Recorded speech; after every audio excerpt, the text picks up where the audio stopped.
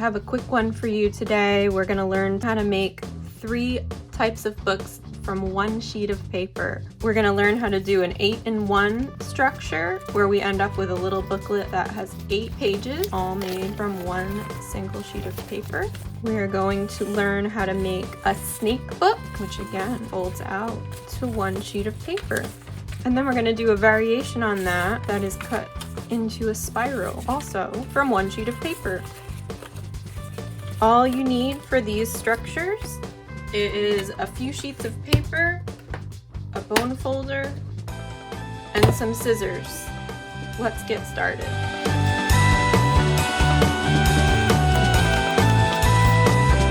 The first structure we're going to do is an 8-in-1 book. So with this one, we're going to fold our sheet of paper up a few times, make 1 cut, and come out with a book with 8 pages. So first we're going to take our sheet of paper and fold it in half the short way. I also like to call this a hamburger fold. I'm going to crease my fold with my bone folder. Then I'm going to take one of these halves and fold that in half. So I'm just taking this open edge and meeting it to the folded edge. I'm going to flip that and do the same thing with the other half.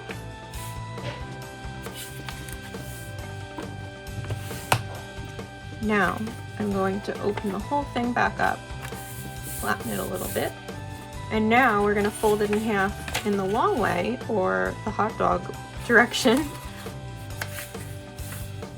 Crease that. Then I'm going to open it up, fold it in the center. I'm going to take my scissors and I'm going to make a cut from the folded edge to this point where these 2 folds intersect.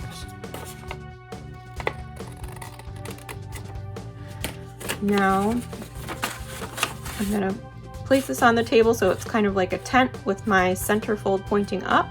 I'm going to pinch on both halves and just tip that cut open. So now we have like this X or plus sign, and then I'm just going to make that flatten and give it a little crease here, and then I'm going to just fold that in half.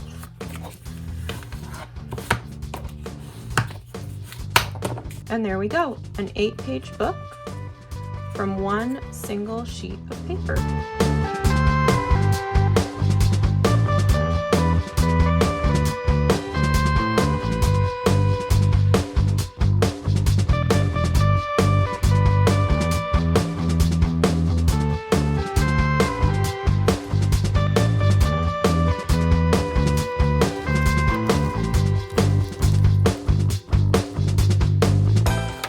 Our second structure is the snake book.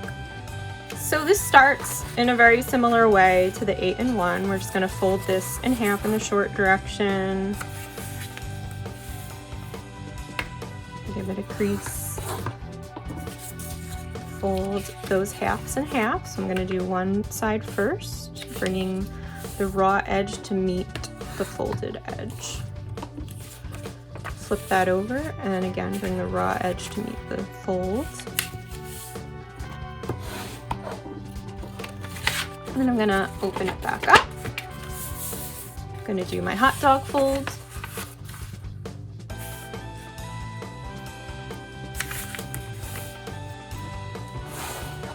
And now I'm going to again fold these halves in half. So we're taking this one step further than the 8-in-1. One side, flip it, fold the other.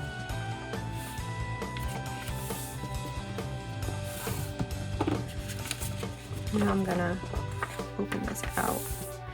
Now we're gonna make 3 cuts on this one. And I'm just gonna draw lines so that you can clearly see where we're cutting. We're gonna cut from one edge up to the 3rd fold. And then we're going to cut the same from one edge to the 3rd fold, but we're going to do it from the right side instead of the left side. And then on the bottom folded segment, we're gonna again cut from the left side into the third fold. Okay, so I'm gonna take my scissors and make those cuts. You can also feel free to use a ruler and an X-Acto blade for these cuts.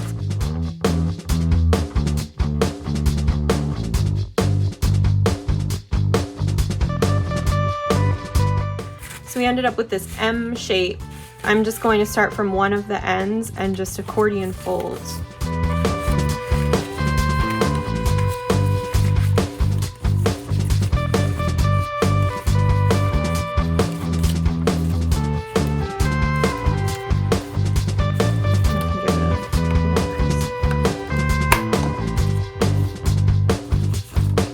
And that's our snake book. This one's like kind of sculptural. It has all these interesting little folds that you can work with.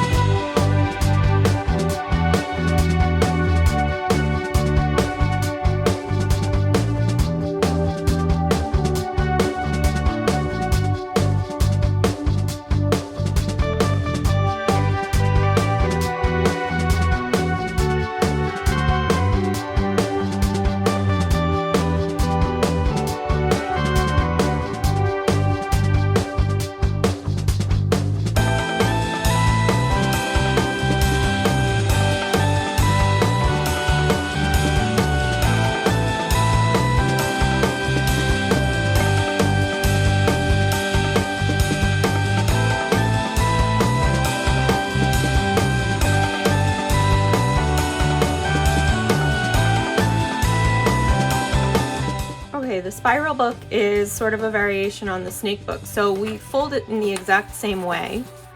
See if you can remember how to fold it.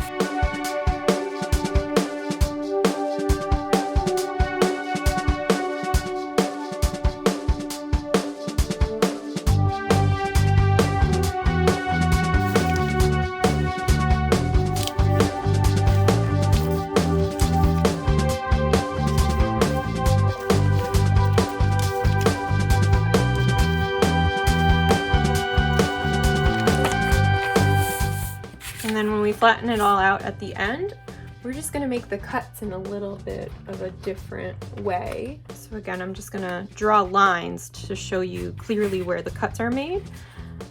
And the cuts, as you might expect, go in a kind of a spiral shape. So we're gonna cut across to one fold, go down to the next furthest fold. So we're gonna keep kind of ending up at the fold that's just before we come to the edge. So that's the cut we're gonna make. And again, you can use your scissors or an X-Acto blade.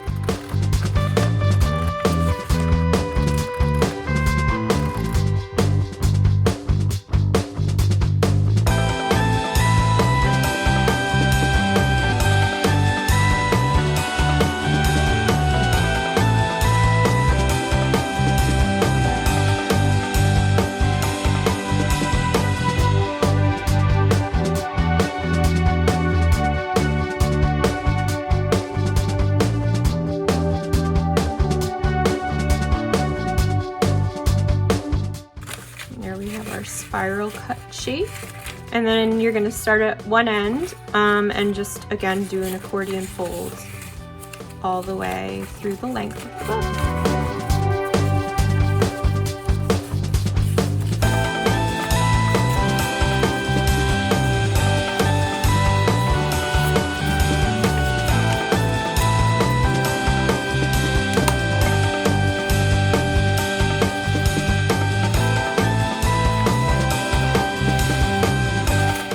Your spiral book.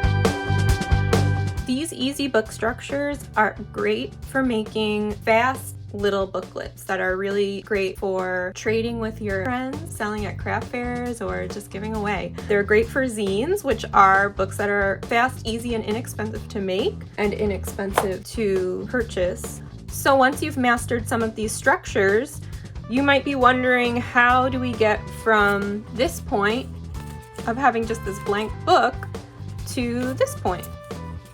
So I have some examples here. The first time I'm going to make a little booklet like this, so say we're starting with the 8-in-1, I would make a blank one. This is kind of like my mock-up, just a tester. So I make a blank one, and then you can go through with a pencil and just number the pages. And then when you open it up, you can see where those page numbers would be on a flat sheet of paper, and you can use this as a map to make your flat artwork. So I start like this. I figure out where my content would fall on the full sheet. I make a layout, and then I make flat artwork. So these are some examples of my flat artwork. So notice how this is partially right reading and partially upside down. So that's because, remember when we make this book structure, we have to fold it this way. So once we make that fold, now both sides are right side up. So I create my flat artwork, and for any of these books, you can have content on the front and on the back. So sometimes I just have a pattern on the back, and then with others, especially with the snake books, the back has more content to it. So here, what becomes the front cover and the back cover actually appear on the back side of my flat artwork. So this one with the birds is the flat artwork for this booklet. So I made this, and then I made photocopies, just black and white, onto different colored pieces of paper. And on this one, I actually added this little sewn thread through it. This is flat artwork for this book. This one has sewing too that actually holds it together so you can't flatten the whole sheet out. So it looks like with this one, I just made a whole collage, and I didn't think about that thing where I needed half of it to be right side up and half of it to be upside down. So I just photocopied it and cut my photocopy in half and then pieced it back together, and I added this back side to it, and then I brought this to get photocopied. The snake books are kind of tricky. Some of the words here, it kind of alternates with like the words being upside down, right side up, upside down, right side up. Because if you fold out the book, at each one of these ends, that flip happens. So when we're folding this up, we get that flip. Whenever that happens, it is making the upside down words turn right side up. There's the front cover, and the back cover actually appears on the back of my flat artwork. This was risograph printed, so the artwork actually originated on the computer, and I printed separations and then used the risograph to reproduce it. And then this one is a full pattern sheet that I printed with letterpress plates, and I just cut it up to make it into my spiral book. So this is actually what the flat sheet looks like, and these are squares. I used regular 8.5 by 11 paper for all of the demos in this lesson, but you can always experiment with a differently proportioned paper. This one works really nice with a square shaped paper. And I love how the snake and the spiral books end up being really sculptural structures that you can arrange in some interesting ways when you display them. I hope you enjoyed that little lesson and that you feel inspired to make your own little zines, and that you're going to make a ton of single page book structures and trade them with all of your friends. Thanks for watching, and so long for now.